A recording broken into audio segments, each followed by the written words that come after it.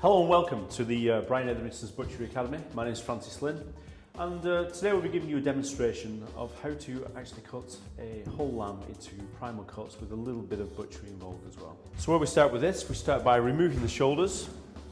On pork, it's normally between the 4th and the 5th rib, but on lamb, it's between the 6th and the 7th rib.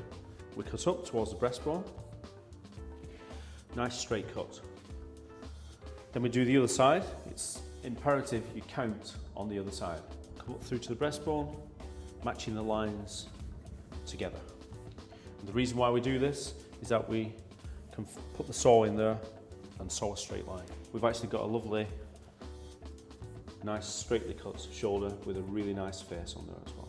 We feel down the side of the leg with the thumb until we come to the end of the H-bone, and there is a lump which you can actually feel with your thumb. So we put a marker in there, where that is. First process with the legs is to actually separate the legs into two pieces.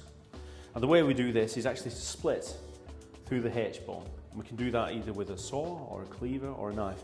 I prefer to do it with a knife. So we're now going to remove the chump, or the lamb rump, which is this part here. So we take the steak knife, we use the rule of thumb method, put the steak knife against it. And what we're actually looking for is a nice square leg. And there's the lamb rump removed.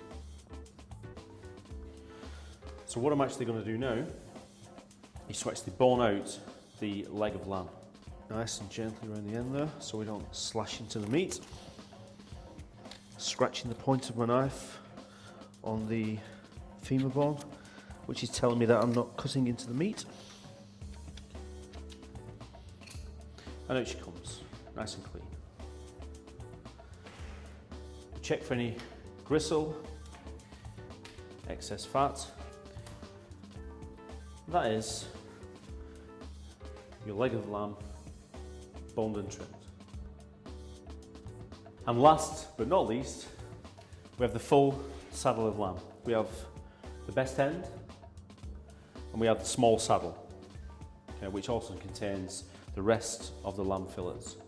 So what you can do with this, you could actually do rib chops. You could actually split it down the middle and cut the breast off, and then if you French trimmed it, you could actually make a guard of honour, which is sort of that effect. We move back to the small saddle, which I'm just going to trim. This can be used for the famous Barnsley chops. It can also be totally deboned and rolled for noisettes, or just a nice little lamb joint. And there we have a lovely, straight, small saddle of lamb.